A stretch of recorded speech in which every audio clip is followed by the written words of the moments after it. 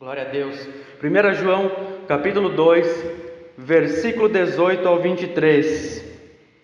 Glória a Deus. Assim diz a palavra do Senhor: Filhinhos, esta é a última hora, e assim como vocês ouviram que o anticristo está vindo, já agora muitos anticristos têm surgido. Por isso sabemos que esta é a última hora. Eles saíram do nosso meio, mas na realidade não eram dos nossos, pois se fossem dos nossos, teriam permanecido conosco. O fato de terem saído mostra que nenhum deles era dos nossos. Mas vocês têm uma unção que procede do Santo, e todos vocês têm conhecimento. Não lhes escrevo porque não conhecem a verdade, mas porque vocês a conhecem, e porque nenhuma mentira procede da verdade. E quem é o mentiroso, senão aquele que nega que Jesus é o Cristo? Este é o anticristo, aquele que nega o Pai e o Filho. Todo que nega o Filho também não tem o Pai. Quem confessa publicamente o Filho tem também o Pai. Glória a Deus. Estamos então nessa série da primeira carta do apóstolo João, o apóstolo amado, né? Assim como ele mesmo fala de si mesmo na terceira pessoa, né? No Evangelho. Então, nessa primeira carta, ele escreve para alertar a igreja, né? Sobre algumas heresias que estavam acontecendo ali já no começo. Por isso que a gente não precisa nem se alarmar tanto com o falso evangelho que tem sido pregado, o falso evangelho da prosperidade, da bênção, do milagre aí, fazendo essas barganhas com Cristo, porque já acontecia lá desde o começo. Então nós vamos estar lutando esse mesmo combate que eles lutavam desde o começo, porque já no ano 95 depois de Cristo, o apóstolo João escreve essa carta com o propósito de fazer com que a igreja entenda se eles são cristãos verdadeiros, se as pessoas que estão ao nosso redor são cristãos verdadeiros, e se aqueles que pregam o Evangelho, os líderes da igreja, são de fato pastores e mestres que procedem do nome do Senhor Jesus, que pregam realmente o Evangelho. É muito interessante ver que o apóstolo ele dá esses argumentos de forma espiral. Então nós já temos visto aí, hoje é a sexta pregação, que de fato ele vai então dar um argumento, e ele volta, com o passar do tempo, ele volta nesse argumento e deixa ele um pouco maior, mais encorpado. Então ele vai falar sobre uma doutrina, ele vai falar que Deus é luz e nele não há trevas, dando esse exemplo, né, da luz e das trevas como o pecado e a santidade de Deus. E ele vai lá e volta então e deixa um pouco mais encorpado essa doutrina, deixa um pouco mais encorpado, mais profundo essas palavras. E assim ele vai fazendo do capítulo 1 em diante até o final. Ele vai voltando e deixando mais firme para a gente entender bem. E veja que interessante, ele escreve essa carta à igreja, não a pessoas descrentes, mas a crentes. Então o que ele vem falando aqui, aquele que é cristão não é nada novo. Aquele que é realmente um cristão, que foi ensinado, discipulado, ou que está aprendendo agora, vai ver aqui, não, mas é isso mesmo que eu acredito, é dessa maneira que eu caminho, é dessa maneira que eu ando. Então ele vai falar desde o capítulo 1, que ele viu o nosso Senhor e Salvador Jesus Cristo, a qual ele trata lá no Evangelho, né? Vocês sabem que o Novo Testamento é Mateus, Marcos, Lucas, João. Então esse mesmo João escreve 1 João, 2 João, 3 João e o livro de Apocalipse. E aqui ele dá então a prova de que o testemunho dele é verdadeiro. Como que ele podia estar falando de Jesus? Como ele podia escrever sobre a vida de Jesus? Ele diz no capítulo 1 que ele viu, que ele ouviu, que ele tocou, que ele esteve próximo, ele esteve perto de Jesus, mas que muitos estavam adentrando dentro da igreja, que era o proto-gnosticismo, né? O gnosticismo veio se tornar no século II ali mais forte, mas ele já tinha essa ideia. Não, eu sigo a Deus do meu jeito, eu tenho a minha comunhão com Deus, eu não preciso estar em comunhão com os irmãos, como dizem hoje, né? Não preciso fazer parte de uma igreja, eu posso ter minha espiritualidade com Deus, eu faço minha oração. Isso não é nada novo, essas mentiras já eram desde o começo assim. Não, eu tenho minha ligação com Deus, na verdade eu tenho conhecimento, essa galera aí, na verdade eles estão atrasados, esse método, esse jeito lá dos apóstolos não dá mais. Jesus Cristo revelou para nós uma maneira nova, nós nas nossas casas individualmente conseguimos fazer. E muitas dessas ideias adentraram a igreja e tem até hoje, né, feito os seus discípulos, de pessoas que dizem que têm sua conexão com Deus. Sim, mas Jesus é o noivo, a igreja é a noiva, mas eles não precisam da noiva, eles têm uma conexão direta com Deus. Então eles fizeram um novo caminho. Jesus é o caminho, a verdade e a vida, mas essas pessoas têm um caminho diferente, a qual elas rogam para si mesmos serem cristãos, serem espirituais, fazerem parte da igreja mundial de Cristo, mas elas não se reúnem em lugar nenhum. João já deixa claro no capítulo 1 que isso não existe, porque aquele que está na luz, assim como Deus está na luz, ele tem comunhão com os irmãos. E a palavra comunhão, koinonia, quer dizer estar próximo, íntimo, caminhar junto. Então, como que essas pessoas dizem que tem comunhão com Deus sem ter comunhão com os irmãos? Sem ser próximo, sem andar junto, sem ter responsabilidade, fazer parte de uma comunidade, não simplesmente frequentar, fazer parte, uma família realmente, que tem suas desavenças, que tem as suas críticas uns com os outros, que tem seus defeitos, mas que tem o amor, o perdão e a graça de Deus manifestando diariamente nas suas vidas. Amém ou não? Vimos também que esses tais no capítulo 1, eles dizem que eles nem são as pessoas ruins, né? Eles são bons, assim como a gente ouve nos dias de hoje, né? Mas o que eu preciso mudar? Eu sou uma pessoa boa, né? Eles rogavam para si mesmos não ter pecados. E a Bíblia diz, então João deixa claro, esses caras estão enganando a si mesmos, e não só enganando a si mesmos, eles estão fazendo de Deus mentirosos. Mas nós sabemos que somos humanos, cometemos pecados, temos falhas, buscamos nos consertar, temos Jesus Cristo como nosso intercessor, podemos, através dele, ter perdão dos nossos pecados, confessar os nossos pecados uns aos outros. Nós podemos, de fato, agora, através da cruz de Cristo, ser perdoados por Deus, coisa que antes nós não podíamos. Antes nós não podíamos ser perdoados por Deus, nós éramos inimigos de Deus, a ira de Deus estava sobre a nossa vida, mas agora por conta de Cristo Jesus nosso Senhor, nós podemos então não viver uma vida de pecado deliberadamente. Eu peco e peco mesmo porque Deus é amor e Ele me entende, Ele conhece meu coração. Isso é mentira, isso é desculpa de descrente, desculpa de quem não é cristão para continuar vivendo a sua vida da maneira que quer. Deus é um Deus de ira, fogo consumidor, e aqueles que dizem que creem em Ele, João deixa claro, a prova do amor a Deus é obedecer os seus mandamentos. Então aquele que ama, que crê de verdade, aquele que de fato é um cristão verdadeiro, obedece seus mandamentos. 100% santo? Não, é óbvio, né? Nós pecamos, nós erramos, mas o pecado é errar o alvo. Eu queria acertar, eu queria fazer o certo, mas em algum momento do meu dia eu errei o alvo que é Jesus e acabei deslizando, tropeçando e pecando. O pecado não é uma coisa constante. Tem muita gente que diz, não, nós somos pecadores mesmo, nós pecamos a todo instante. Calma aí, então você nunca se converteu, você peca a todo instante, toda hora você peca? Como que você é um cristão regenerado por Cristo, justificado por Cristo na cruz do Calvário? Peca toda hora, vive uma vida longe do nosso Senhor e Salvador Jesus Cristo, mas diz que crê nele, eu acredito nele. Eu só não vou na igreja, eu tenho minha fé em casa. Não é assim. Você não crê nele, você acredita, você sabe que ele existe, mas você não crê nele como teu único e suficiente Salvador, porque senão você andaria como ele andou. É isso que João diz no capítulo 2, que aquele que roga para si mesmo conhecer a Cristo deve então andar como ele andou. E a pregação do domingo passado foi do versículo 15 ao 17, vamos dar uma repassadinha rapidinho ali, porque João, ele vem dando esse alerta para a igreja, ver eu pessoalmente, intimamente, se eu sou cristão, se as pessoas que me cercam são cristãos verdadeiros e também se aqueles que pregam. Então vocês têm um dever muito grande, uma responsabilidade muito grande de julgar se eu estou pregando a verdade. Vocês têm o dever, lá em 1 Coríntios 14, do versículo 26 ao 40, está lá a ordem de culto. E diz que quando alguém está profetizando, pregando o evangelho, os outros devem julgar se aquilo que está sendo dito é verdadeiro, é conforme a palavra de Deus. Por isso que você tem que estar seguindo ali na palavra de Deus, na Bíblia, para ver se eu não estou mentindo para vocês, né? Para ver se eu não estou enganando vocês. É a responsabilidade da igreja identificar os falsos profetas. É a nossa responsabilidade lutar contra as heresias. Mas nós devemos primeiro analisar o nosso coração. E é isso que ele diz então, lá do versículo 15 ao 17, ele diz assim: não amem o mundo, nem o que nele há. Olha só que interessante, nós não devemos amar o mundo, mas como assim, João?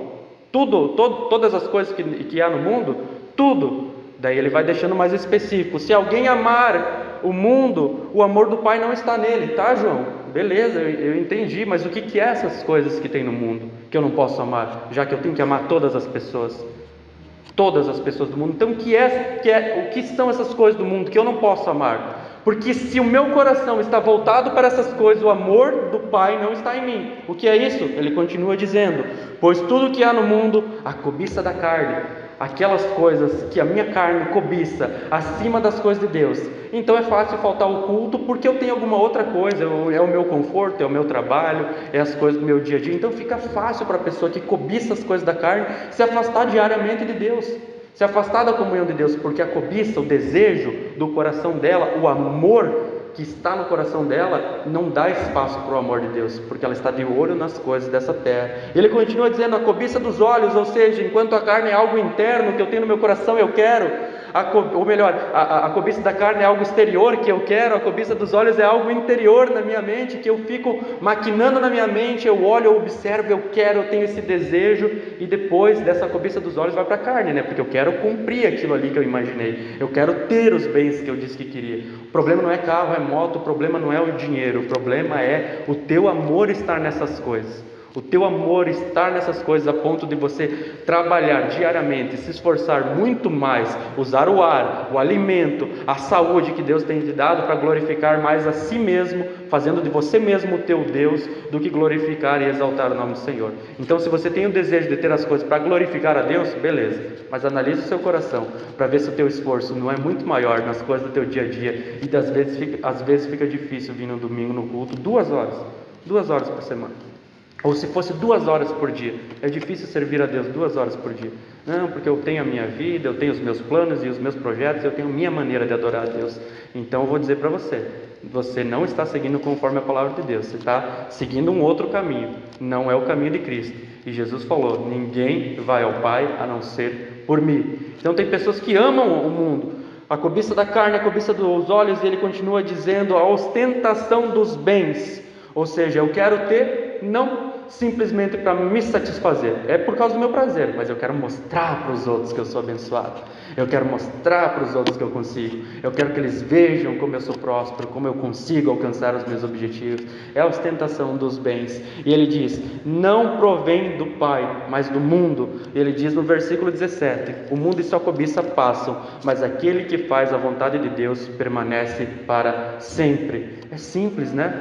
Às vezes eu fico pensando, e eu sempre pensei isso na verdade, meu Deus, se a vida for simplesmente eu trabalhar para ter uma casa, uma família, um carro e uma moto e acabou, não, é pouco demais, é sem propósito, sem significado, sem importância. Nós temos que fazer mais, tem que ter algo a mais.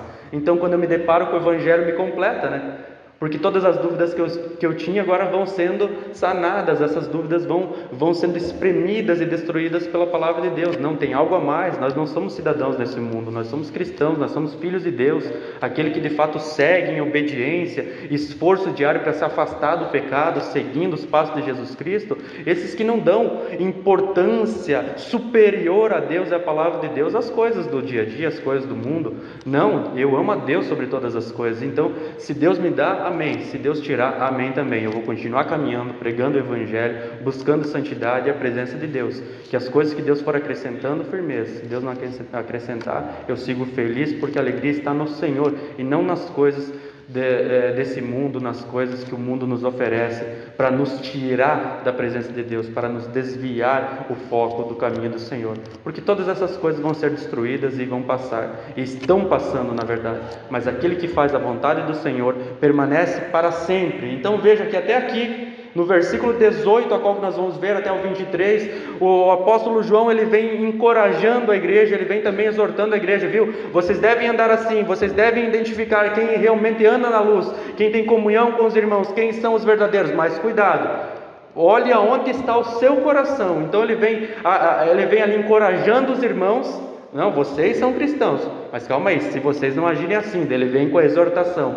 E agora ele vai falar um pouquinho mais diferente. Veja que ele não está mais falando do interior, ele não está mais falando do indivíduo, ele não está mais encorajando e exortando, ele está falando, tem um outro perigo, tem um outro problema, que talvez não seja o teu coração e a tua mente, mas aqueles que te cercam. E aí ele vai começar a falar sobre o anticristo, e mais, os anticristos, e é uma palavra muito dura.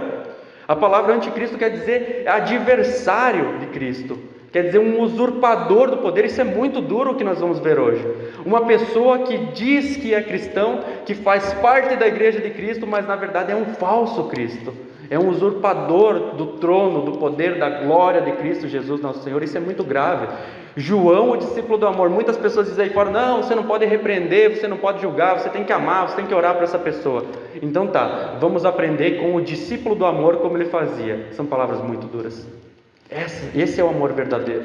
Quando tem que combater o erro, combate com todas as forças. Quando tem que combater o pecado, as heresias, combate com todas as forças, com palavras duríssimas, que no grego fica mais claro ainda, mas no português elas até amenizam um pouco. No português já é duro. Então imagine nas línguas originais. Se você estudar as línguas originais, vocês vão ver que eles são mais diretos. Quando a palavra diz insensatos, na verdade é louco, ele está chamando, vocês são loucos. Mas a tradução veio como insensatos, deixa um pouco mais, eu nem sei o que é insensatos, muitas pessoas vão ler. Então veja como João ele se esforça para mostrar a força da palavra de Deus e também o que causam estes que adentram as igrejas para fazer divisão, adentram os ministérios para trazer discórdia, e que na verdade eles nem creem em Deus. Eles dizem que não tem pecado, eles dizem que tem o seu próprio caminho, a sua própria comunhão com Deus. Amém? Então hoje vamos ver essas palavras, por isso o título dessa palavra é o que diz no versículo 18: esta é a última hora. Glória a Deus. Vamos adiante então, sigam comigo aí o versículo 18, nós vamos estar passando também no projetor para você estar acompanhando ponto a ponto, trecho a trecho, assim como temos feito até hoje. Glória a Deus. Amém. A primeira parte do versículo 18 diz assim: filhinhos, esta é a última hora. Veja que interessante, João, ele deu uma exortação muito forte, muito pesada: ó, não amem o mundo, porque se vocês amarem o mundo, o amor do Pai não está em vocês. Mas calma aí, filhinhos. Daí ele vem com o coração pastoral, né? Um amor pelaquela igreja, um amor por aquele povo, um amor por aquelas pessoas, né? João sendo apóstolo, mas com um coração pastoral de ensinar, de acolher, de cuidar aquelas igrejas. E essa palavra filhinhos é crianças no grego, né? Então ele está dizendo criancinhas, como um pai fala com os seus filhos, né? Por isso que a NVI traduziu como filhinhos, porque é alguém próximo, alguém que está perto, alguém que ama, que quer ensinar as pessoas. E ele diz: esta é a última hora, ouçam-me, filhinhos, tenham cuidado, olhem para dentro de vocês, mas agora eu vou falar algo que você também tem que olhar para fora. Analise a si mesmo, mas analise o que está acontecendo. E a última hora é o único lugar aqui na carta de João que a expressão para os últimos tempos é a última hora. É o único lugar do Novo Testamento que diz a última hora é aqui em João. Mas a gente entende por conta do contexto e por conta do resto do Novo Testamento que ele está falando dos últimos tempos, a qual com a subida de Jesus ao céu já começou. Os últimos tempos já começaram. Ah não, agora é o início dos últimos tempos. Não, começou já. Com a subida de Jesus, Atos 2, o Espírito Santo desce, Pedro começa a explicar e diz bem assim: o que está acontecendo aqui, a proclamação do Evangelho, é o que Joel disse, é a profecia de Joel se cumprindo: nos últimos tempos, nos últimos dias, derramarei do meu Espírito sobre toda a carne, e seus filhos e suas filhas profetizarão. Então já está nos últimos tempos, por isso nós podemos identificar ele falando aqui: esta é a última hora. Existe o primeiro tempo e o segundo tempo. Vou exemplificar aqui como um jogo de futebol, né? Antes de Jesus era o primeiro tempo da humanidade. Agora, com a vinda de Jesus, consumando todas as coisas, nós estamos no segundo tempo, no último momento da humanidade. Sim, a humanidade será destruída. Tudo será destruído e refeito por Deus. Então aqueles que de fato forem salvos, terão um corpo glorificado, vão viver essa salvação. Nós vivemos no último momento da humanidade. E João vai começar a dar algumas coisas para a gente poder observar: será que nós estamos mesmo vivendo os últimos dias, os últimos tempos? Mas tá, João, já faz 2000 anos e ainda está nos últimos dias, nunca vai chegar esse final. Mas a grande verdade é que ele vai nos dar pontos para identificar o que está acontecendo. Se já na época de João tinha falsos profetas, falsos cristos, a qual ele vai dizer aqui, então vamos identificar hoje quem são esses também. Nós temos o dever, porque já que são os últimos tempos, o que acontece nos últimos tempos? Vai piorando, até que se consume todas as coisas, até que Jesus Cristo volte. Mas antes disso tem alguns eventos que devem acontecer, que nós devemos identificar. Ele continua na segunda parte do mesmo versículo, do 18, dizendo assim: e assim como vocês ouviram que o anticristo está vindo. Eles já sabiam, eles tinham esse conhecimento, vocês ouviram. Eu estou falando para vocês, mas estou falando só para reforçar, para vocês relembrarem: o anticristo está vindo. Mas quem é esse anticristo? Quando fala isso, você já tem a imagem de uma pessoa, né? Vai existir uma pessoa que é o adversário de Cristo, que vai se opor à igreja de Cristo, que vai se opor ao nome de Jesus. E você começa a imaginar na sua mente assim: mas vai ser um satanista, né? Vai ser um macumbeiro, vai ser alguém que vai se opor à igreja, é um cara do diabo que declaradamente ele vai dizer que serve o Satanás e que ele vai ser o diabão da terra e que realmente ele vai se opor à igreja e vai se levantar contra a igreja. Você vai vendo com o passar do tempo e ao passar dos versículos que não é bem assim, que não é alguém que vem externamente de fora da igreja atacar a igreja, mas acontece um pouco diferente. E é interessante que lá em Tessalonicenses, no capítulo 2, versículo 1 ao 4, vamos ver alguns versículos aqui para a gente entender mais sobre o anticristo, já nos diz algo a respeito do anticristo. Até ontem, no sábado, a gente estava aqui, e a gente estava comentando sobre esse texto, que muitas pessoas acreditam no arrebatamento secreto da igreja, que antes do anticristo se levantar, antes da perseguição, antes da tribulação do mundo, a igreja vai ser arrebatada. Você vai ver que não vai ser fácil assim, não. O texto vai deixar claro para você que não é bem fácil assim, não. Porque daí o anticristo se levanta, mas não tem a igreja, então ele é anti quem? Se a igreja for embora, ele vai ser anticristo se não tem os cristãos?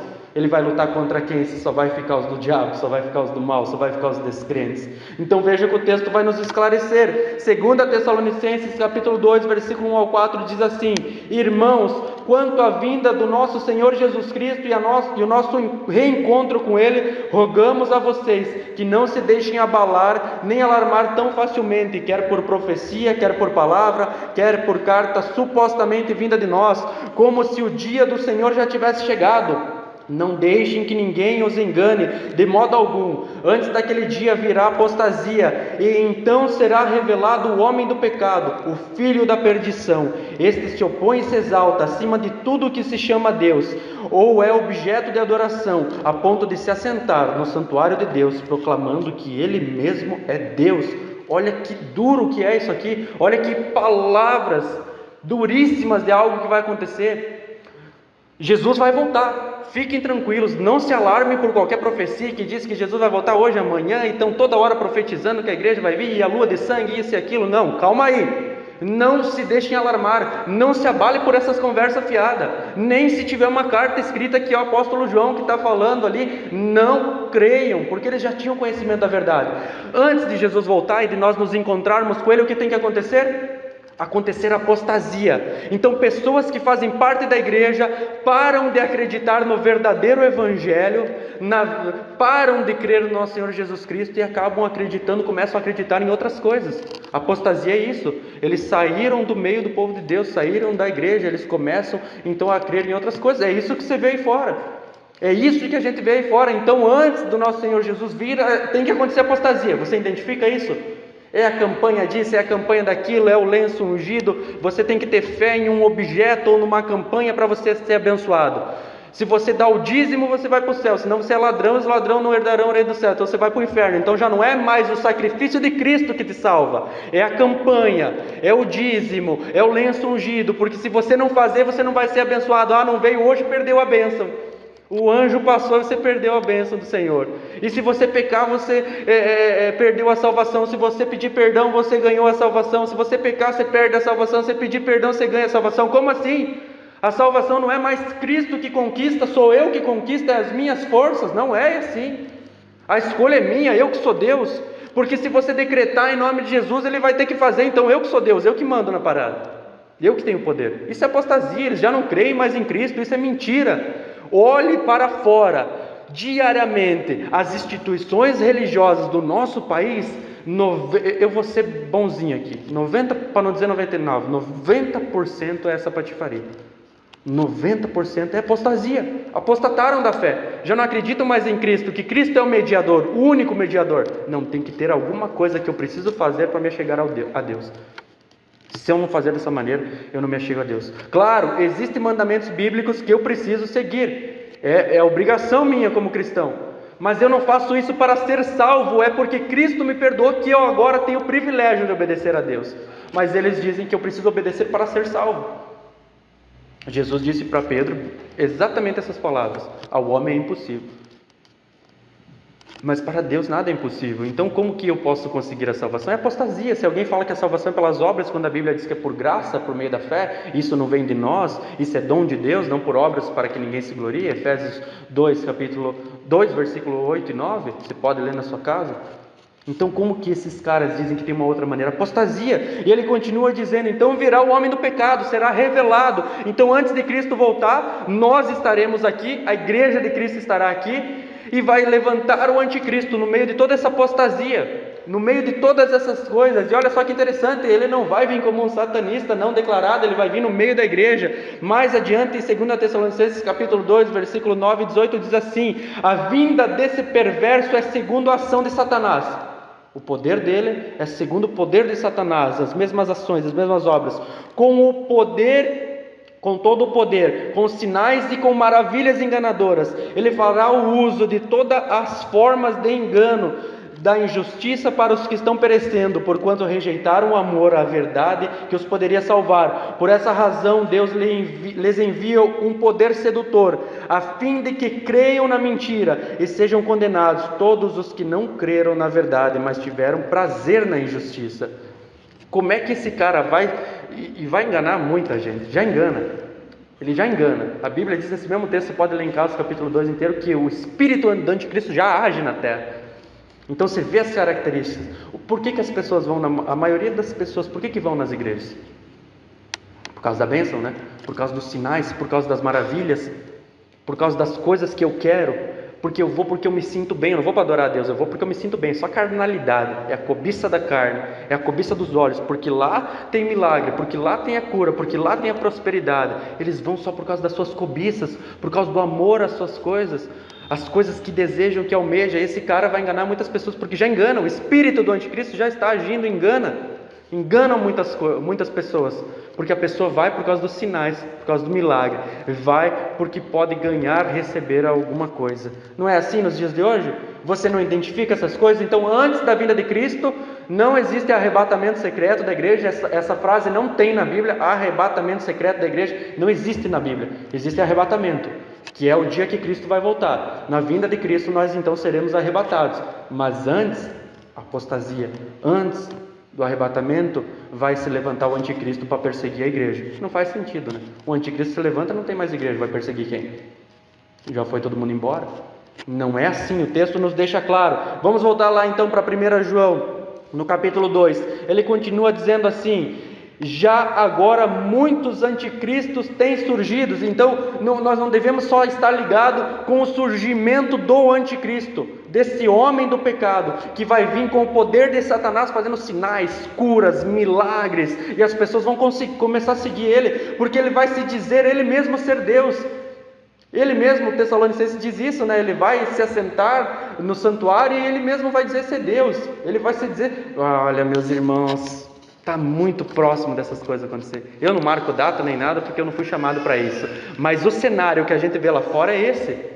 As instituições religiosas, na maioria corrompidas, não creem mais no Evangelho, estão todas ligadas, a maioria ligadas a partidos políticos.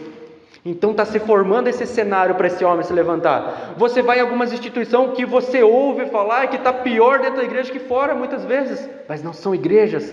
Essas pessoas apostataram da fé, não são pastores, são falsos profetas, porque sim, tem o anticristo, mas agora muitos anticristos têm surgido. Então há um adversário que vai surgir, há alguém que vai se dizer ser o Cristo, que vai ser um usurpador, um falso, mas há os seus seguidores. Há muitos anticristos que já vêm surgindo. Mateus capítulo 24, versículo 23 ao 25 diz assim: se então alguém lhes disser, venha, aqui está o Cristo, ou ali está ele, não acreditem, pois aparecerão falsos cristos, falsos profetas que realizarão grandes sinais e maravilhas para, se possível, enganar até os eleitos. Veja que eu os avisei antecipadamente. Jesus já dizia isso.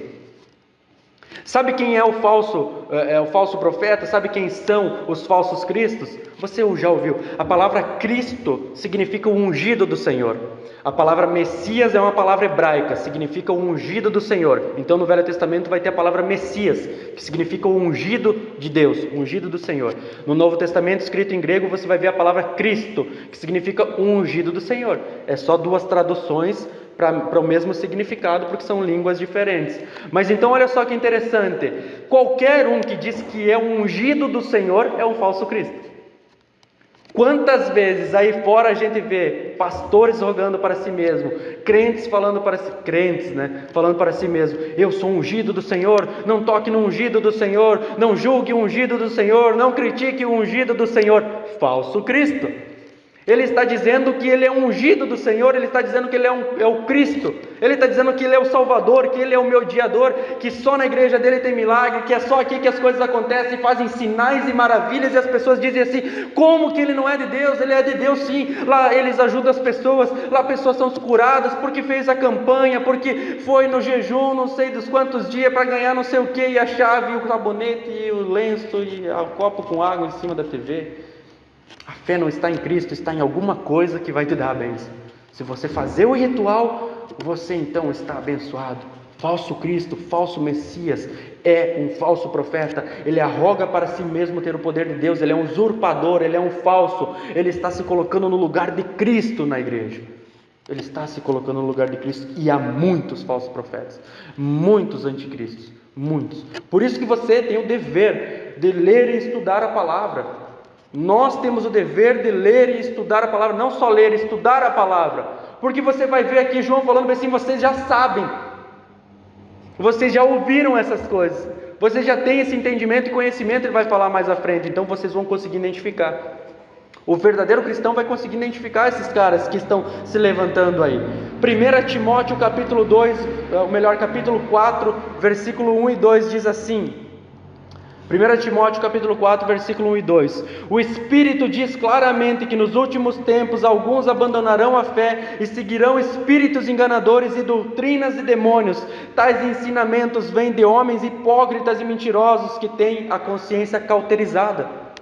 Uma ferida aberta, foi queimada, cauterizou, não abre mais. Eles têm a mente cauterizada. Esses ensinamentos são de demônios. Muitos abandonarão a fé, o verdadeiro evangelho, e vão seguir espíritos enganadores e doutrinas de demônios. Então eu posso dizer claramente para você que há púlpitos, há instituições religiosas que nesse momento tem cultos acontecendo, que tem um homem arrogando para si mesmo o poder de Deus, mas ele está sendo guiado por espíritos enganadores, e o que ele está pregando são doutrinas de demônios. É isso mesmo, demônios falando através da boca de um pregador. Por isso que é difícil você ser cristão.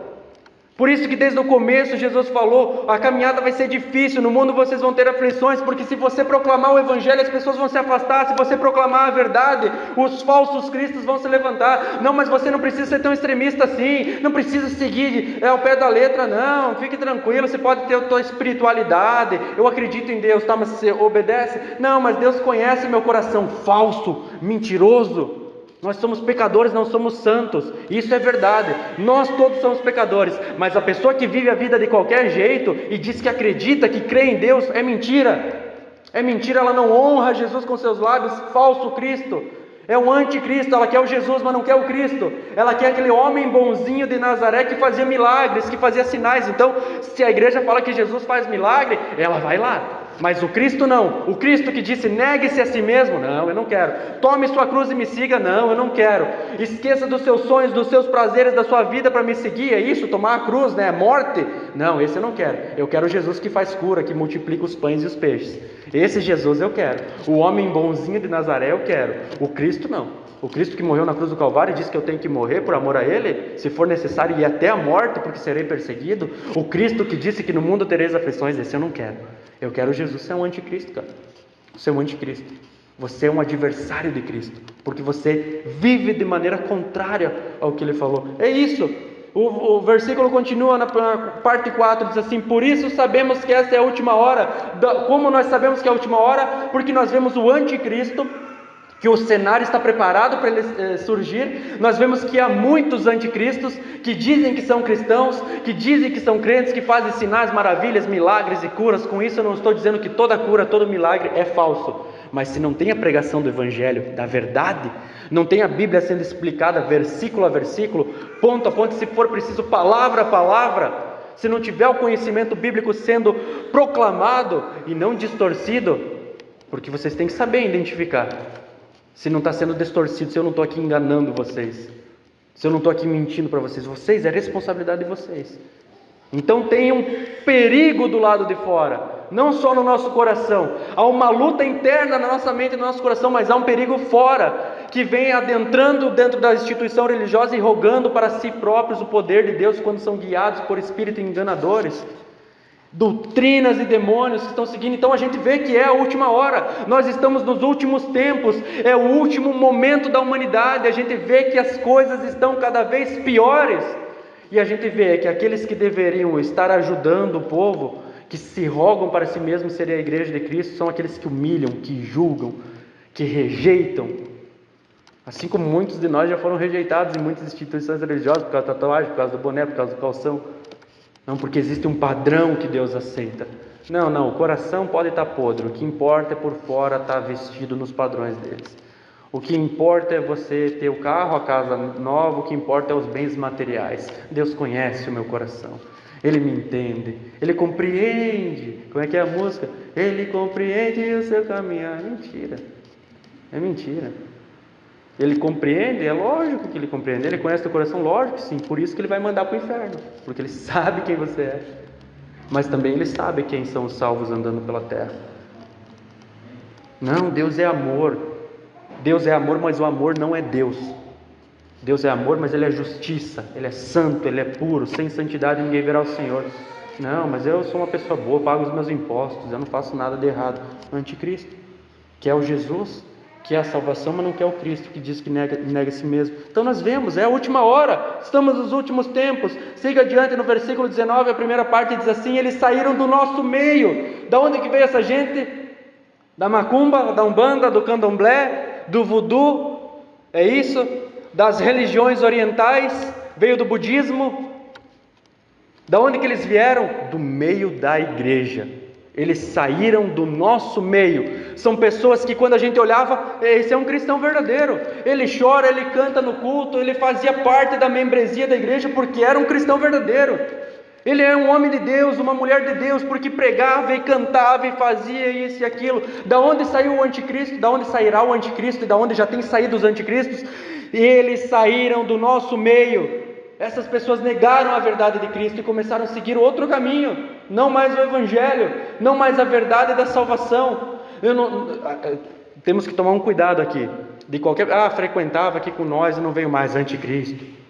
Não é assim, mas lá naquela igreja tem pastora, e na Bíblia não diz que tem pastora. Então eles estão errados, não tem pastora na Bíblia. Tá, mas esse não é ponto central para a salvação. Então não é qualquer divergência com outro ministério, eles são os anticristos. Não é assim. É o ponto central da nossa fé. A salvação é por Cristo Jesus nosso Senhor, pela obra dele, não pelas nossas obras. A fé é dom de Deus, a graça é dom de Deus. Não há nada que nós possamos fazer para nos salvar, é impossível. Jesus Cristo é o nosso Salvador. Porque se eu pudesse me salvar sozinho, por que Jesus precisaria morrer no meu lugar? O meu esforço já salvaria. Então qualquer um que diz que é pelas obras, os pontos centrais da fé, esse negou a fé, esse negou a Cristo. E esses saíram dos nossos meios, do nosso meio. E eram líderes, eram pessoas influentes dentro da igreja. Porque você vai ver o texto dizendo, são pessoas que estavam pregando falsas doutrinas, estavam adentrando a igreja mentindo e sai, e a gente vê. Chega um, aprende, é de Deus, vira líder, quando vê, dá uma divergência, sai e monta uma igreja nova, uma instituição nova para pregar as suas falsas doutrinas, as suas heresias. E você tem que identificar se a pessoa saiu para plantar uma igreja de Cristo, pregando o evangelho de Cristo, saiu na bênção. A maioria das instituições acontece no meio de briga. O pastor brigou com outro pastor e saiu e abriu um novo ministério. Como assim? No meio de briga? O povo de Deus é dessa maneira que nascem novas igrejas? Era assim que acontecia. Paulo passava de região em região brigando com os crentes e abrindo nova igreja. Era assim. Pedro passava de uma cidade para outra brigando uns com os outros, abrindo igreja. Não era assim. Era na graça e no poder de Deus. Então a gente consegue identificar. Saíram do nosso meio. A gente olhava, era cristão, era irmão nosso, estava na fé aqui. E o texto continua dizendo no versículo 19, parte 2: mas na realidade não eram dos nossos. Então não é alguém que perdeu a salvação, era cristão, mas perdeu a salvação. Ah, ele era crente, mas ele se desviou, então perdeu a salvação. Não, eles saíram porque não eram dos nossos. Nunca foram cristãos. Eram só imitadores, papagaios de ombro de pastor. O pastor fala, ele está ali repetindo. O pastor fala, ele está ali repetindo. Não sabe nada de Bíblia, ele só sabe o que o pastor falou. Está lá no dia 20/3, o pastor falou isso. Se tu pedir na Bíblia onde que está, ele não sabe. Ele só repete o que vem falando. Então quando você questiona biblicamente, ele não sabe nada. Não sabe de onde que vem, não sabe para onde que vai. Está tipo o diabo, rodando e passeando pela terra. Está tipo Satanás, não sabe para onde que vem, não sabe para onde que vai, só repete o que os outros falam. Não, mas você que é um cristão, você é crente, você é o verdadeiro cristão, você segue um caminho à parte, você pode ter a tua vida à parte da igreja. Não, você que é o verdadeiro cristão. Nós estamos errados, a Bíblia está errada, você que está certo. É você que está certo, você que busca os teus próprios interesses, você que só busca o teu prazer, você que só vai na igreja para se sentir bem. Ah, porque eu gosto do louvor, ah, porque eu gosto do pastor, ah, porque eu gosto do lugar, ah, mas eu não gostei daquela coisa, ah, mas não gostei do livro. Você não foi chamado para gostar nada, o culto não é feito para você, o culto é feito para Deus. Os anticristos que ele está dizendo aqui saíram de dentro da igreja, mas saíram porque nunca foram dos nossos. O texto continua dizendo assim: pois se fossem dos nossos, teriam permanecido conosco. Se fosse dos nossos, teriam permanecido na mesma fé, na mesma crença, na mesma pregação do Evangelho, no mesmo grupo, na mesma comunhão, na mesma comunidade. Saíram, sabe por quê? A maioria das pessoas, e eu falo com propriedade, o que eu vou falar agora eu falo com propriedade, porque eu já fui assim.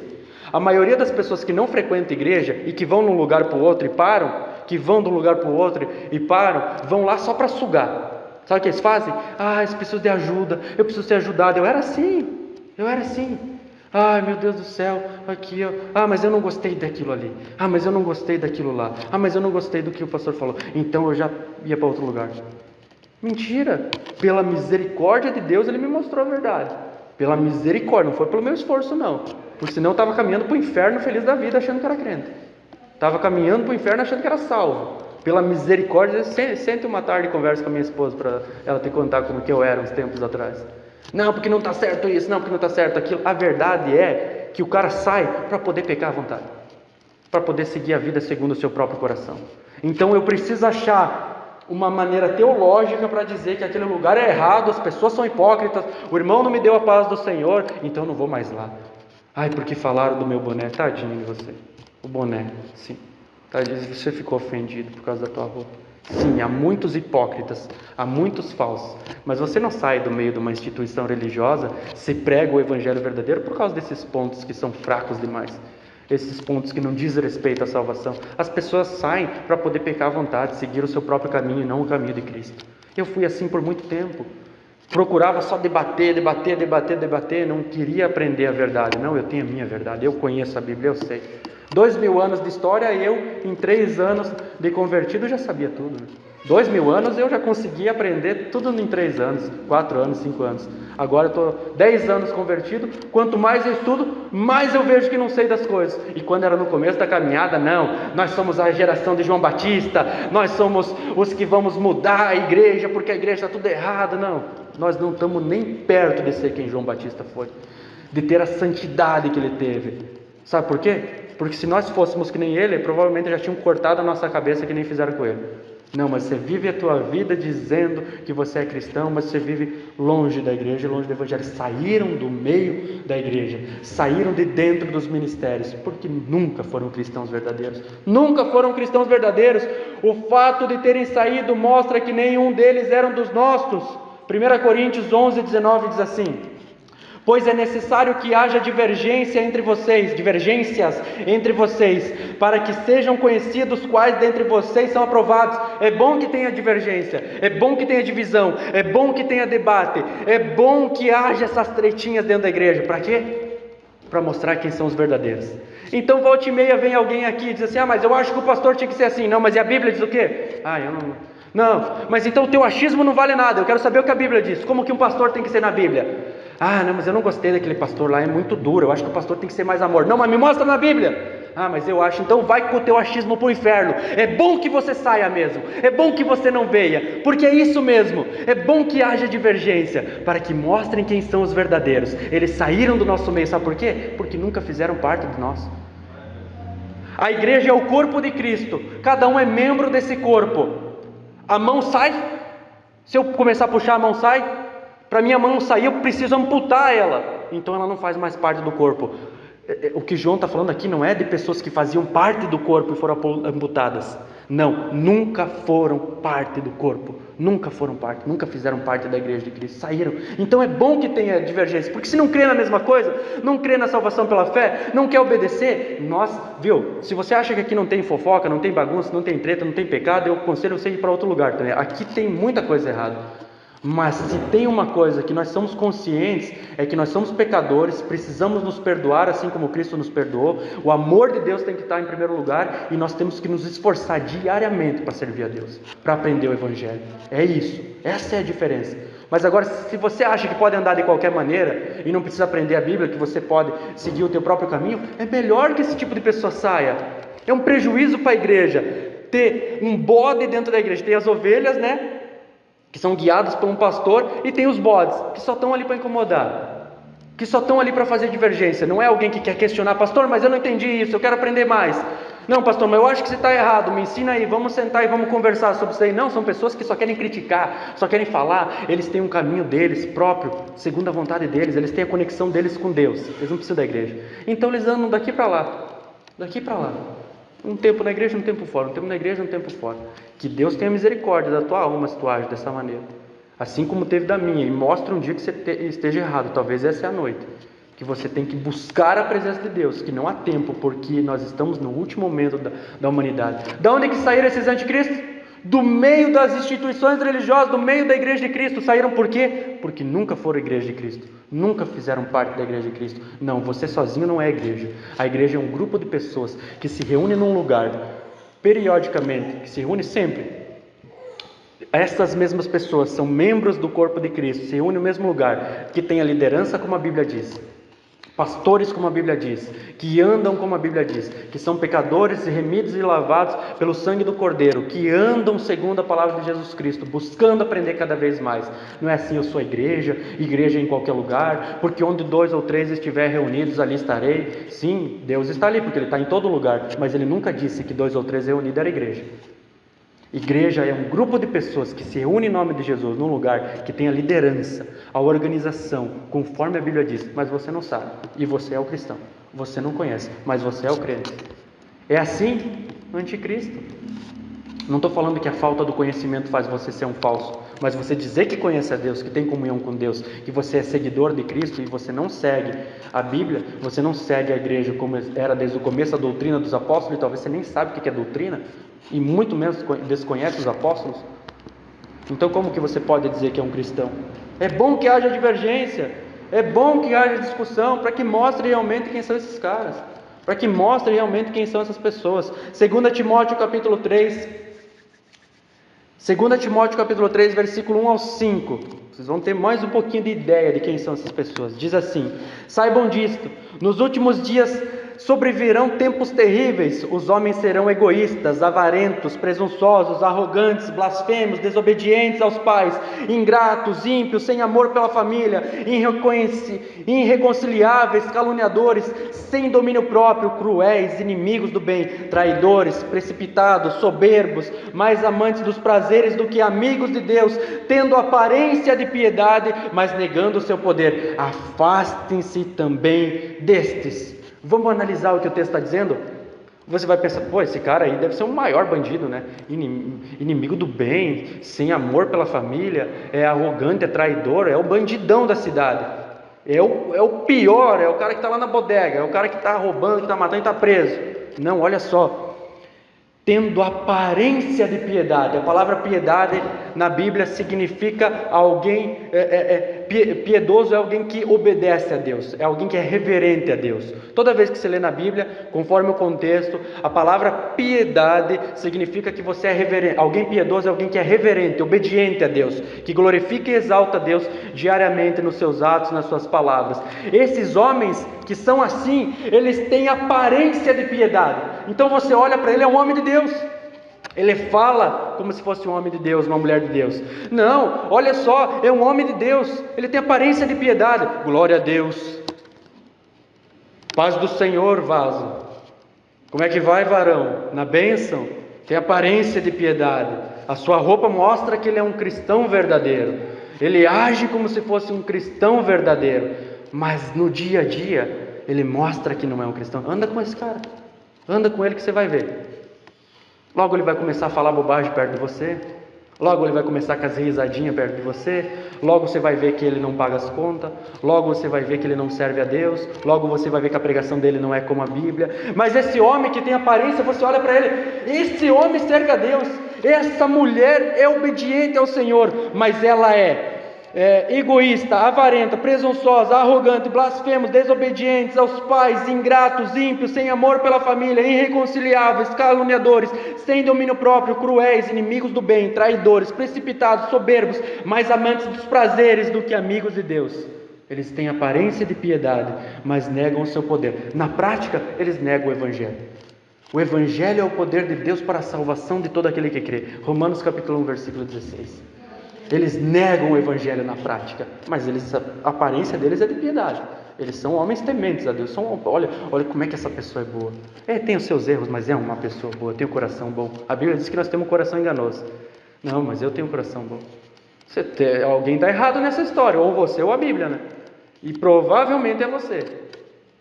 Provavelmente é você que está errado, mas tem aparência de piedade. O que a Bíblia diz? Afastem-se destes também.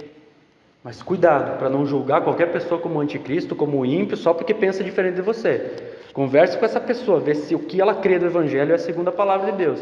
Salvação pela graça, por meio da fé, não pelas obras. Foi Jesus que me salvou, mas eu tenho que fazer a minha parte, né? Mentira. Como assim que Jesus te salva até a metade e a outra metade tu se salva sozinho? Como é que pode isso acontecer? Jesus morreu pela metade na cruz do Calvário, tu que morre a outra metade? Nós fomos resgatados por Cristo. Não, eu não fui resgatado por Cristo. Ele jogou a corda até a metade, e a outra metade quem teve que ir pegar fui eu para sair do poço. Como assim? Nós estávamos mortos dos nossos pecados e delitos. Como que morto vai se levantar para ser salvo, para se salvar? Não, é pela fé, é pela graça, mas você tem que fazer a tua parte. Tudo, olha, se alguém disser que a salvação é pela graça, se tiver um mais é do diabo. O mais para frente é do diabo. A salvação é pela graça, ponto. Por meio da fé, ponto. Isso não vem de vós, é dom de Deus, não pelas obras para que ninguém se glorie. Ponto. Tudo que vier de mas, você tem que ir na igreja, mas você tem que ofertar, mas você tem que se reunir, mas você tem que obedecer. Não, isso não é para salvação. Essa é a característica de alguém que é salvo. Alguém que é salvo se reúne como igreja, alguém que é salvo obedece a Deus, alguém que é salvo oferta porque é bíblico, alguém que é salvo tem essas características. Não faz isso para se salvar, não. O texto é claro, saíram do meio da igreja, têm aparência de piedade, eles parecem cristãos, mas não são anticristos, negam o poder de Deus, afastem-se dessas pessoas. João, seguindo 1 João ali, o versículo 20 agora, a primeira parte diz assim: mas vocês, agora ele se dirige à igreja mais pessoalmente, mais diretamente, mas vocês têm uma unção que procede do santo. Vocês têm um poder dentro de vocês, tem algo dentro de vocês que procede de Deus. Ele continua dizendo: e todos vocês têm conhecimento.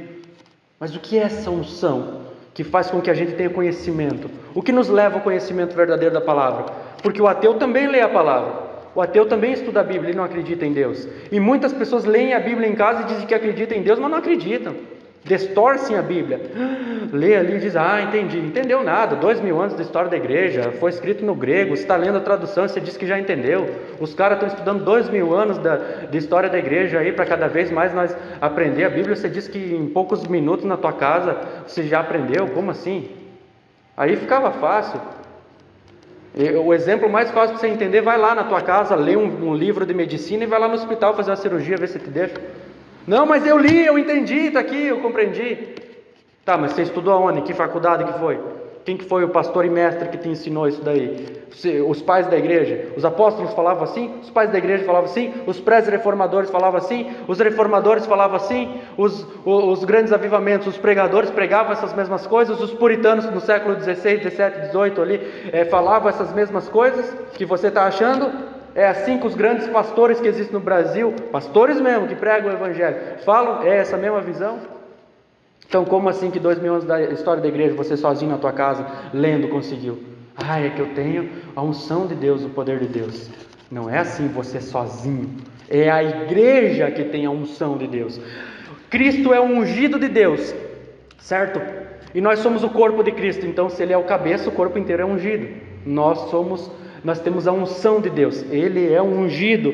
João 16, 12 ao 13, vocês vão entender quem que nos ensina. Como que o ateu lê a Bíblia e não entende como que eu leio a Bíblia, estudo, pesquiso e posso compreender as coisas espirituais.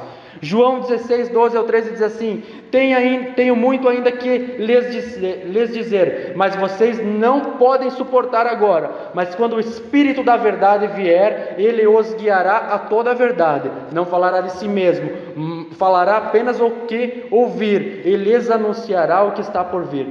Que é essa unção de Deus que está em nós, que faz com que a gente consiga compreender a palavra de Deus, estudando, buscando, se aprofundando, vendo as línguas originais. Quem que nos revela essa verdade de Cristo? Quem que nos revela essa verdade da salvação? O Espírito Santo de Deus. João está falando assim, eu estou escrevendo para vocês, estou dando as características, alertando vocês, mas vocês já ouviram, vocês já sabem, vocês têm o conhecimento, vocês já podem identificar eles. Eu não estou falando para vocês porque vocês não são cristãos, porque vocês não sabem. Eu estou falando porque vocês têm esse conhecimento, eu quero que vocês relembrem, vivam essa verdade. João está escrevendo para uma igreja de Cristo. Vivam dessa maneira, identifiquem se vocês não estão assim, porque há tantas doutrinas, tantas pregações que a igreja naquela época, assim como hoje, dizia, mas qual que é a verdadeira? Porque lá diz que é Jesus, aqui diz que é Jesus, lá diz que é Jesus, lá diz que é Jesus também, mas aonde que é a verdade? E lá prega de um jeito, e lá prega do outro, e ali diz que é assim, e lá diz que é assim, e se não vir aqui, é salvação aqui, se não vir está amaldiçoado. Qual que é a verdade? Quem que são os verdadeiros? Então João escreve, não, vou tirar as dúvidas de vocês, eu andei com Cristo, eu sei, então eu posso escrever. Qualquer coisa que vim daí para frente é patifaria, é conversa fiada. Então qualquer um que pega a Bíblia e distorce ela, esse é anticristo. Pega versículo daqui, versículo de lá, que nem estão falando a mesma coisa. A maioria das pregações leem um texto e começa a contar história, começa a contar testemunho, começa a contar visão, começa a contar revelação e já vira uma gritaria e pula e a campanha disse aquilo e a Bíblia fica de lado e você não sabe nem o que o cara falou. Não explica a Bíblia. Por isso que é difícil pregar o Evangelho. Porque as pessoas não querem estudar, as pessoas não querem ouvir a palavra. Sabe o que as pessoas querem? Querem festa, querem o mover. Eu quero sentir o arrepio. Eu quero sentir a presença de Deus. Nem sabe o que é a presença de Deus. Porque se não for através da santa e sagrada Escritura, a manifestação genuína da pregação do Evangelho, não há conversão. A fé vem pelo ouvir e ouvir da palavra, mas você nem conhece, não sabe o que é Cristo, não sabe o que foi o sacrifício dele. Como que você pode ser salvo? Como que você pode ser salvo? Não, mas aqui ele está falando para a igreja de Cristo. Vocês têm a unção de Deus, vocês têm a unção do Santo, vocês têm o Espírito Santo que mostra para vocês toda a verdade. Mas ele não vem para falar de si mesmo, ele vem para falar do que ouviu, ele vem para anunciar as coisas que viriam, e ele anunciou. Por que não precisa mais de apóstolo hoje? Qualquer um que se apóstolo hoje é mentiroso, porque a igreja está fundamentada sobre a doutrina dos apóstolos, já foi posta, a doutrina bíblica está fechada. Paulo disse que foi o último a ver Jesus. Então, como esses apóstolos hoje em dia rogam para si mesmos que eles são os apóstolos da igreja, que eles podem fazer doutrinas novas porque eles são os apóstolos? É mentira. A doutrina já está posta. O que a gente tem que fazer? Estudar a revelação que o Espírito Santo já deu. E ele vai estar agindo no nosso coração, na nossa mente para ver. É isso que eu creio, pastor. É isso que eu acredito. É assim que eu vejo. Até hoje eu não tinha conseguido entender, mas agora eu entendo. É nisso que eu acredito. Essa que é a verdade. É dura, dói o meu coração, rasga a minha carne.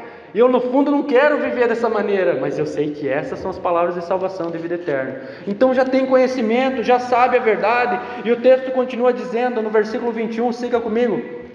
Primeira parte diz assim: não lhes escrevo porque vocês não conhecem a verdade. Eu estou lembrando vocês já conhecem. Segunda parte diz assim: mas porque vocês conhecem e porque nenhuma mentira procede da verdade. E aqui está um ponto central desse texto. Aqui está um ponto central deste trecho de 2 João. Por isso que é interessante você pregar um livro inteiro da Bíblia, como a gente fez com 2 Pedro, assim como a gente fez está fazendo pela graça e misericórdia de Deus com 1 João. Porque você começa a identificar os pontos principais. Qual que é o ponto principal aqui? A procedência. A mentira não procede da verdade. Mas é um homem abençoado. Mas ele, tem esse ponto aqui. Não, mas é uma pessoa que é de Deus, e porque cura, porque isso, mas já está no segundo, terceiro, quarto casamento. Sem amor pela família. Não existe novo casamento, a não ser questão de adultério. Mas aí estão trocando eu não sei de Noé, né? Dão em casamento e separam e casam, Não, mas é um homem de Deus, traiu a esposa. Mas não julgueis. Pode acontecer? Aquele que julga estar de pé, cuidado porque não cai. Qualquer um de nós pode cair. Mas dizer que vai continuar pastoreando antes de ser tratado nesse pecado, e a igreja e os fiéis dele e não de Cristo já começam a proteger. Abusou, aliciou pastores, líderes de igreja que abusam de mulheres dentro da igreja, que amaldiçoam pessoas, que são arrogantes, que são preconceituosos. Não, mas é um homem de Deus, porque me curou. Não, porque eu vim no culto e fui curado. Não, mas é um homem de Deus. Não, ele não prega bem a verdade. Bem certinho a verdade ele não prega. Ele não expõe as escrituras. É verdade, pastor. Ele fala mais dele mesmo do que da Bíblia. Mas é um homem de Deus, porque cura, porque faz revelação, porque tem sinais, tem prodígios. Mas a palavra mesmo, ele tem sabe qual que é o problema? Ele falha na palavra. Então falha em tudo, meu irmão. Então falhou na palavra, falhou em tudo. Provavelmente essas curas, esses milagres, essa revelação é o poder do diabo. Vem do diabo. Porque não, como que a mesma pessoa que é guiada por Deus para curar não é guiada por Deus para pregar a verdade? Não, a mentira não procede da verdade. Então você vai sair daqui hoje, espero que você comece a pesquisar e raciocinar. Será que esse pastor aí que está de boné virado para o lado aí na frente com umas tatuagens aí falando em gíria, será que esse cara procede da verdade? Será que esse cara, a pregação dele procede da verdade? Você tem que saber a procedência, o que você está falando, procede da onde? Qual que é a procedência? Procede da verdade que os apóstolos pregaram? Procede da verdade dos pais da igreja, o que foi se passando ao longo de 2000 anos da história da igreja? A igreja não começou depois de mim, começou depois de Cristo, é 2000 anos, eu tenho que estudar o que está acontecendo em 2000 anos. Eu creio, mas eu não sei nada. Crê no crê então se tu não conhece? Crê numa coisa que tu não conhece, que tu não sabe? Como que você crê então? Então você tem que buscar esse conhecimento, buscar esse aprendizado, porque há muitas pessoas ali que dizem que são, mas que não são. Então qual que é a procedência? Mas porque vocês conhecem, então vocês conhecem a procedência, conhecem a verdade, e porque nenhuma mentira procede da verdade. João 8,44, não 1 João, lá no Evangelho, João 8,44 diz assim: vocês pertencem ao pai de vocês, o diabo, e querem realizar o desejo dele. Ele foi homicida desde o princípio e não se apegou à verdade, pois não há verdade nele. Quando mente, fala a sua própria língua, pois é mentiroso, pai da mentira. Da onde que procede a mentira? Do diabo. Da onde que procede as falsas doutrinas? Do diabo. Da onde que procede essas heresias que mais manipulam o povo e emocionam? Eu saí do culto emocionado, eu saí mais leve, eu saí me sentindo bem. Vai no show do Luan Santana, você sai emocionado também. Vai no jogo do futebol, você sai emocionado também. Saí emocionado. Emoção não tem nada a ver com o reino do céu. É a pregação do Evangelho. Sabe o que Jesus estava falando? Não, Jesus era um homem bonzinho. Ninguém mata homem bonzinho. Olha o que Jesus estava falando para a liderança religiosa daquela época. Vocês são filhos de Abraão, vocês são filhos do diabo. Vocês são mentirosos, vocês são arrogantes, vocês são avarentos, vocês se preocupam mais com os bens materiais, vocês cobiçam as coisas da carne. Então o que ele fala? Vocês são filhos do diabo. Olha o homem bonzinho falando aí. Já pensou esse homem bonzinho? Isso é a verdade. O homem bonzinho, Jesus de Nazaré, que muitos gostam de Jesus. Jesus foi um grande homem, e foi um grande homem, mas quando chega nas partes duras, eles excluem. Não, essa parte não.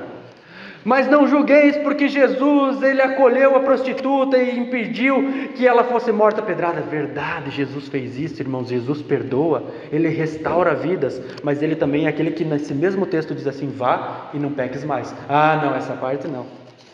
Deus conhece meu coração, sabe que eu tenho, sabe que eu tenho os meus sonhos, meus projetos, sabe que eu tenho as minhas recaídas. Não, Deus conhece meu coração, Deus é amor. Então você quer o Jesus que acolhe, mas não quer o Cristo que diz: vai e não peques mais. Como assim? Nenhuma mentira procede da verdade. O pai da mentira é o diabo.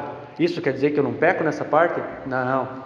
Eu sou pecador, sim, sou pecador, mas eu corro para os pés de Jesus, porque eu sei que se eu não me achegar a Ele cada vez mais, buscando na palavra dele a verdade, daqui uns anos vocês podem ver e dizer assim: o pastor Diesel, olha só o que aconteceu com ele. Parecia que era um homem de Deus, tinha aparência de piedade, falava e pulava e gritava, e agora como que está? Saiu do meio e está acreditando que a salvação é para todo mundo? Já está dizendo que a salvação é pelas obras. Antes pregava uma coisa, está pregando outra. Saíram do meio. Fiquem espertos, irmãos, fiquem ligados, porque os anticristos saíram do meio. Mas aquele que conhece a verdade sabe que não tem mentira que procede da verdade. Então não é assim, parte do que ele prega é verdade e parte do que ele prega é mentira. Tem esses pontos que... Não, a pregação do Evangelho, a pregação da palavra provém de Deus, da unção de Cristo, do Espírito Santo. Então não é, umas partes é mentira e umas partes é verdade, não. Tem erros teológicos, eu cometo erros. Outras igrejas cometem erros teológicos, mas a respeito da salvação, não. Nenhuma mentira procede da verdade. Então você tem que saber de onde é a procedência desse ensino, desse livro, dessa pregação, desse pastor, dessa igreja. Qual que é a procedência? O que eles creem? Creem que só há salvação em Jesus Cristo? Que precisa se reunir, organizado. Quando você chega e começa a frequentar, tem um discipulado, o que é igreja, o que é ceia, o que é batismo, o que é culto, quem é Jesus. Eles ensinam as coisas para você ser membro ali. Você pode chegar e já ser membro, ou tem um discipulado para você saber o que é a membresia da igreja, o que a igreja acredita, o que eles creem. Tem um discipulado, porque o mandamento de Jesus é esse: vão pelo mundo todo pregando o evangelho, fazendo discípulos. Como que se faz discípulo? Discípulo é um aluno. Como que se faz um aluno? É preciso ter um mestre, um professor que ensine. É preciso alguém ensinar. Então na igreja que você frequenta, que você está indo, que você faz parte, é assim que funciona? Eles ensinam a palavra de Deus ou é mais música e menos pregação? 40 minutos de música e 20 minutos de pregação, e um pouco é gritaria, um pouco é choro, um pouco é testemunho, um pouco é visão e revelação, e a palavra mesmo você nem sabe por que ela existe, porque você não conhece, nem eles não conhecem. Identifiquem, irmãos, identifiquem a verdade. Versículo 22 diz assim: quem é o mentiroso? E agora aqui tem um ponto também que é muito interessante. Quem é o mentiroso, senão aquele que nega que Jesus é o Cristo? Mas eu não nego que Jesus é o Cristo. Não, Jesus é o Cristo, eu creio que Jesus é o Cristo. Ah é? Você crê? Quem é o mentiroso? Quem é o adversário? Quem é o anticristo? Quem é o usurpador? Quem é o falso cristão? Quem é o falso Cristo? Quem é o falso profeta? Não é aquele que nega que Jesus é o Cristo? Não, mas na igreja que eu vou lá, o pastor diz: é Jesus que vai curar através do lenço ungido, da campanha, do sal, disso e daquilo e do dízimo. É Jesus que vai curar, mas precisa daquele ponto de contato para chegar até Jesus. Precisa daquilo. Não, ele disse que Jesus é o Cristo. Ó, pastor, viu? Ó, agora te peguei. Agora você está errado. Aí, os pastores não negam que Jesus é o Cristo. Os caras aí que estão ficando milionários à custa do povo, eles não negam, eles dizem que Jesus é o Cristo. Mas não é só dizer da boca para fora que Jesus é o Cristo, é andar como Cristo andou. Não foi isso que a gente viu no capítulo 2 aqui? Eles andam, as características deles, a pregação deles é como Cristo andou? É como Cristo pregou? Eles vivem como Cristo viveu? Eles pregam o Evangelho de Cristo? A segunda parte diz assim: este é o anticristo, aquele que nega o Pai, nega o Filho. Eu tenho comunhão com Deus, eu tenho comunhão com o Pai, mas eu não ando como Cristo andou. Eu não sigo Cristo. Da minha boca diz que eu creio em Cristo.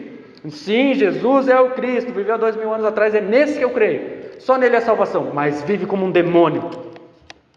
Mas vive uma vida totalmente torta. Vive uma vida que não condiz com a vida de Cristo. Você não crê. Você é mentiroso. João capítulo 3, versículo 36 diz assim: quem crê no Filho tem a vida eterna. Já quem rejeita o Filho não verá a vida eterna, mas a ira de Deus permanece sobre ele. Então, se você rejeita o Filho, você também não tem o Pai. Se você não tem o Filho, você não tem o Pai, você não tem a salvação. A ira de Deus... Não existe que Deus ama todo mundo. A ira de Deus permanece sobre você. A ira de Deus permanece sobre essas pessoas. Versículo 23, para ficar mais específico ainda quem são essas pessoas. A primeira parte diz assim: todo o que nega o Filho também não tem o Pai. Ou seja, aquele que nega o Filho não tem o Pai. O Pai não faz parte da vida dele. Ele não está junto com o Pai. O Pai não habita no coração dele, ele não é um cristão verdadeiro. E agora vai ficar mais específico. Colossenses capítulo 1, 13 ao 15. Colossenses capítulo 1, 13 ao 15. Pois ele nos regenerou, ou melhor, pois ele nos resgatou do domínio das trevas e nos transportou para o reino do seu Filho amado, em quem temos redenção, a saber, perdão dos pecados. Ele é a imagem do Deus invisível, o primogênito de toda a criação. Se você não crê em Cristo e você não anda como Ele andou, se você não é seguidor de Cristo, busca ser obediente a Deus, você é alguém que rejeita Cristo. Os teus lábios dizem que você confessa, né? Mas confissão na Bíblia é por completo a tua pregação e a tua ação. O que você diz, o que você professa e a maneira que você age. Todo aquele que não age dessa maneira nega o Filho e nega também o Pai. Todo aquele que não anda, não busca, não se esforça, andar como Cristo andou, esse nega o Pai, nega o Filho e não tem o Pai. Porque o Filho é a imagem visível do Deus invisível. Mas eu creio nele, mas não ando como ele andou. Eu creio nele, mas não obedeço os mandamentos dele. Você é um anticristo. Talvez agora você está descobrindo que você é um filho de Deus ou que você é um filho do diabo. Talvez agora você está vendo que você é um falso cristão ou que você é um cristão verdadeiro. Talvez hoje você está vendo, mas eu nasci e cresci na igreja. E nunca tinha ouvido essas coisas. Talvez você vai perceber que agora você foi um falso cristão ou você está sendo um falso cristão, porque diariamente você não professa as palavras de Cristo, você não tem as ações que Cristo teve na terra, você anda à parte do reino de Deus, mas você diz que é cristão, mas você anda por um caminho que não é o mesmo caminho de Cristo. Se olhar para ti, ninguém vê que você é um cristão. Não estou falando das roupas, do boné, da tatuagem, estou falando da tua índole, eu estou falando do teu, como você se porta diariamente, qual é a maneira que você age diariamente.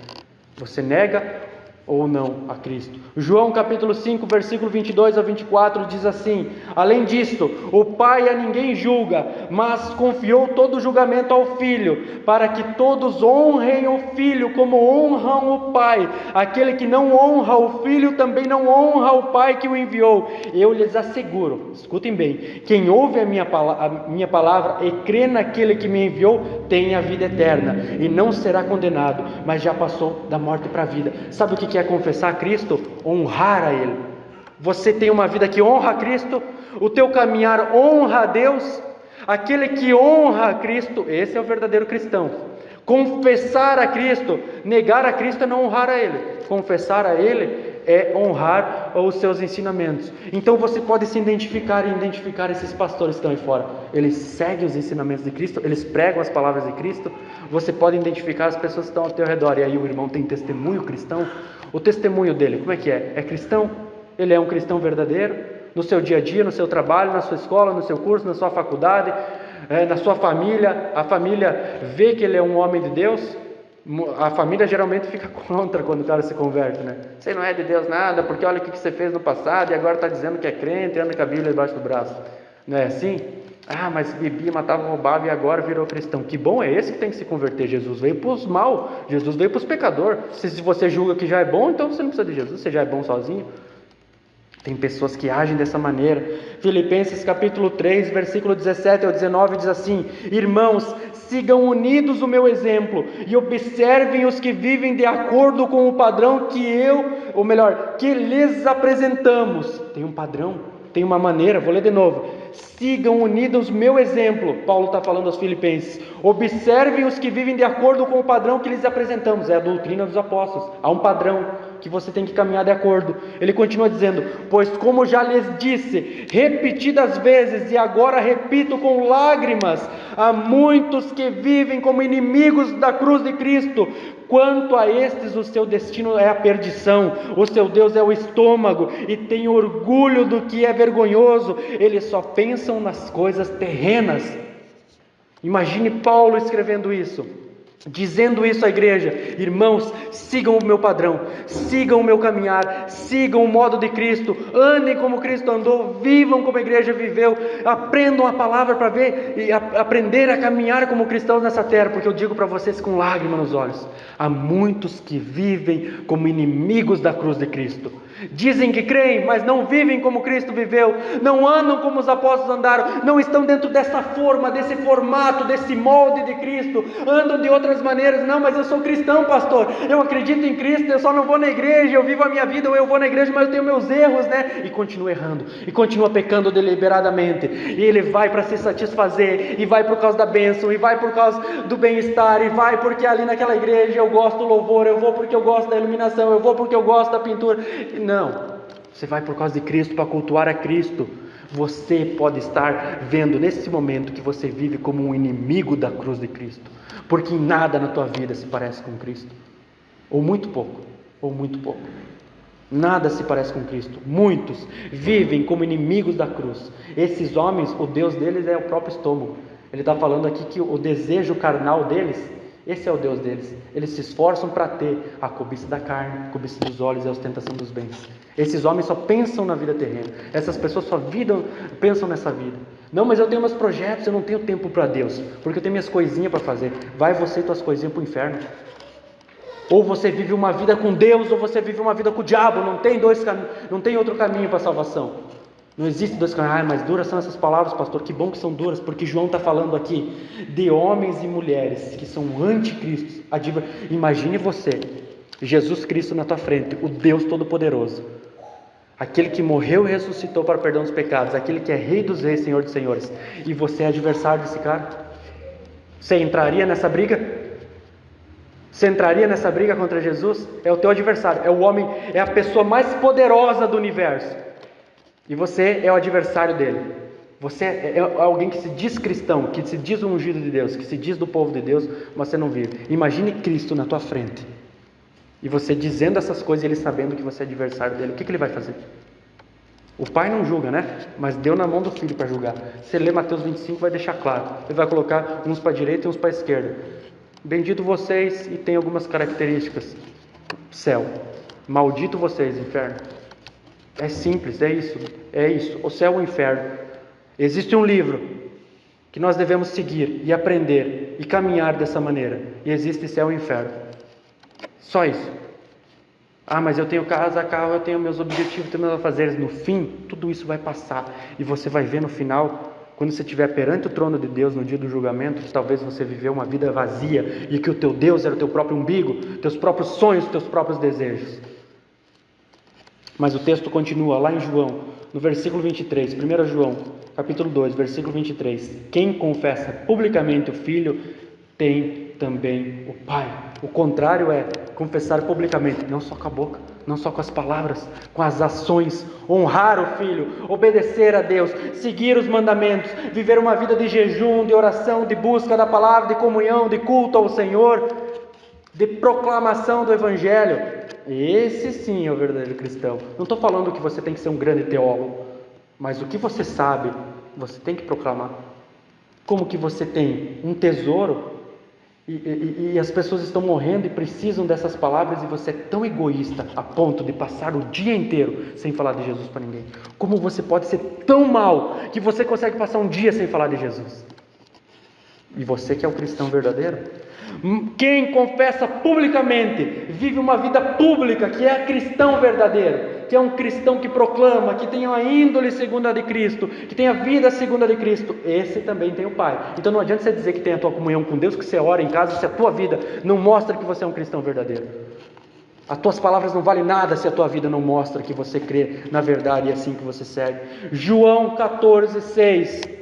Respondeu Jesus: eu sou o caminho, a verdade e a vida, ninguém vai ao Pai senão por mim. Não existe outro caminho, não existe outra verdade, não existe outra vida que você vai viver senão a vida de Jesus Cristo nosso Senhor. Romanos capítulo 10, versículo 9 diz assim: se você confessar com a sua boca que Jesus é o Senhor, e crer em seu coração que Deus o ressuscitou dentre os mortos, será salvo. Tem muita gente que confessa com seus lábios, mas o seu coração está longe. Não foi isso que Jesus falou? Vocês me honram com seus lábios, mas o seu coração está longe de mim. O coração está ligado nas coisas dessa terra, está ligado no dia a dia, está no culto, não vê a hora de acabar para sair, porque eu tenho meus projetos, eu tenho que pensar no amanhã o que eu vou fazer, eu já tenho um compromisso marcado aqui, já está, meu Deus do céu, já passou 1h19 de pregação, eu tenho que ir embora, eu tenho meus projetos, minhas coisas, tenho meus horários. Você ama a Deus, você ama a palavra do Senhor. Você é um cristão verdadeiro. 1 João capítulo 2, versículo 5 diz assim: mas se alguém obedece a sua palavra, nele verdadeiramente o amor de Deus está aperfeiçoado. Dessa forma sabemos que estamos nele. Aquele que afirma que permanece nele deve andar como ele andou. Esse que ama de verdade é quem obedece. Se você afirma que é um cristão, você tem o dever de andar como Cristo andou. É teu dever. Marcos 8, 34 ao 38 diz assim: então ele chamou a multidão e os discípulos e disse: se alguém quiser acompanhar-me, negue-se a si mesmo, tome a sua cruz e siga-me, pois quem quiser salvar a sua vida, a perderá. Mas quem perder a sua vida por minha causa e pelo Evangelho a salvará. Pois que adianta o homem ganhar o mundo inteiro e perder a sua alma? Ou o que o homem poderia dar em troca da sua alma? Se alguém se envergonhar de mim e das minhas palavras nessa geração adúltera e pecadora, o Filho do Homem se envergonhará dele quando vier na glória do seu Pai com os santos anjos. Ficou claro? Deu para entender essa pregação? Senão depois você pode me chamar, eu explico tudo de novo se precisar. Mas é exatamente isso. Ou você vive uma vida cristã, ou você não vive. É exatamente isso. Ou você é um cristão verdadeiro, meio cristão você não é. Ou você é um filho de Deus, ou você é um filho do diabo. Ou você é um filho do Deus Pai Todo-Poderoso, ou você é um filho das trevas, você é um adversário de Cristo. Você é um usurpador do trono de Cristo. Você diz que é algo que você não é, você é mentiroso. Mas se você anda dessa maneira, se você caminha dessa maneira, se você age da maneira que Cristo ensinou, então você pode dizer: pastor, eu sou muito pecador, eu tenho muitas falhas, mas é nisso que eu creio, é assim que eu quero viver, eu quero caminhar como Cristo andou nessa terra, eu quero aprender mais, eu quero saber mais, pastor, eu quero saber mais, eu quero me aprofundar na palavra, eu quero viver dessa maneira. É dessa maneira que eu quero viver. 1 Timóteo capítulo 2, versículos 5 e 6 diz assim: pois há um só Deus e um só mediador entre Deus e os homens, o homem Cristo Jesus, o qual se entregou a si mesmo como resgate por todos. Esse foi o testemunho dado a seu próprio tempo. Não tem outro caminho. Não tem outra maneira de viver a não ser a maneira que Cristo ensinou, que os apóstolos escreveram, e hoje, 2000 anos depois, o verdadeiro crente, o verdadeiro cristão anda, vive dessa maneira. Perfeitamente? Não, mas busca com todas as forças, com todo o seu ser, com todo o seu coração, com todo o seu entendimento, com toda a alma. É assim que eu quero viver, é assim que eu quero andar. Filhinhos, é João dizendo que ama aquelas pessoas, dizendo que ama aquela igreja, dizendo que ama aqueles irmãos. Por isso que ele fala dessa maneira tão dura, por isso que ele fala de maneira tão dura. Você tem que ver se você não é um adversário de Cristo, você tem que identificar na sua vida se você não é um adversário de Cristo, se você não é um usurpador do trono de Cristo, porque de fato nós vivemos os últimos tempos. Os últimos tempos, é a última hora, nós estamos vivendo o último momento da humanidade, nós devemos ficar atentos. Nós devemos lutar contra as heresias, nós somos postos para a defesa do Evangelho, nós somos postos para defender a verdade. Nós temos que viver uma vida que proclame a palavra de Deus. Nós temos que, as ações e as palavras que saem dos nossos lábios têm que ser parelhas. O que a gente fala tem que condizer com as nossas ações. Há muitos falsos cristos, há muitos usurpadores, há muitos adversários, há muitos inimigos da cruz. Pensem comigo, irmãos, inimigos da cruz jamais. Eu não quero ser um inimigo de Deus, o inimigo do Deus Todo-Poderoso, o inimigo da cruz de Cristo. Ele venceu a morte. Tu acha que ele não vai conseguir te vencer? Tu acha que você é mais poderoso que Deus? As tuas vontades são mais importantes. Você é o teu Deus, os teus desejos é o teu Deus. Muitos vivem como inimigos da cruz, muitos negam a Cristo por palavras e por ações. Muitos negam Cristo por palavras e ações. Mas você, amada igreja, você que é um cristão verdadeiro, saiba que você tem perdão dos seus pecados em Cristo Jesus. Ainda há esperança para você, se você não cria nisso até agora. Ainda há esperança se você faz parte desse ministério, se você frequenta a igreja, mas lá fora você não anda conforme Cristo andou. Ainda tem esperança para você. Ainda há esperança, há perdão dos pecados, porque se você é um cristão verdadeiro, Cristo nesse momento vai estar levando você ao arrependimento, e você deve estar pensando nesse momento: eu tenho que viver essa vida, é dessa maneira, é como esse pastor está falando, é como a palavra de Deus diz, é assim que eu quero viver, eu quero proclamar a Cristo, Eu quero falar de Jesus para minha família, eu quero viver com Ele, eu sei que vão me perseguir, mas eu amo a palavra de Deus, eu amo cultuar o Senhor. Eu amo viver com Cristo, eu faço parte da igreja, eu quero ir para o céu com Ele, eu quero morar com Ele no céu. Como é que você pode dizer que quer a salvação se você não quer viver com Ele nessa terra? Se você não consegue viver 3, 4, 10, 80 anos com Ele nessa terra, como é que você acha que vai viver com Ele a eternidade inteira, se tu já não suporta Cristo aqui? Como é que você acha que você vai viver do lado dele a eternidade inteira? Meus irmãos e irmãs, Cristo Jesus, o nosso Senhor, morreu para perdão dos pecados daqueles que Deus escolheu de antemão. E se você hoje é um desses que Deus escolheu, saiba que assim como os apóstolos e Jesus oraram por você, eu também quero orar essa noite. Eu também quero que Deus me use poderosamente para falar aos seus corações, para que vocês vejam a verdade do Evangelho. E para finalizar, Efésios capítulo 3, versículo 16 ao 21 diz assim: oro para que, com as suas gloriosas riquezas, Ele os fortaleça no íntimo do seu ser, com poder, com poder, por meio do seu Espírito, para que Cristo habite em seus corações mediante a fé. E oro para que vocês, arraigados, alicerçados em amor, possam juntamente com todos os santos compreender a largura, o comprimento, a altura e a profundidade, conhecer o amor de Cristo que excede todo o conhecimento, para que vocês sejam cheios de toda a plenitude de Deus, aquele que é capaz de fazer infinitamente mais do que tudo o que pedimos ou pensamos, de acordo com o seu poder que atua em nós. E a Ele seja a glória na igreja e em Cristo Jesus por todas as gerações, para todos sempre. Glória a Deus. Se coloque em pé, vamos orar ao Senhor para finalizar esse culto.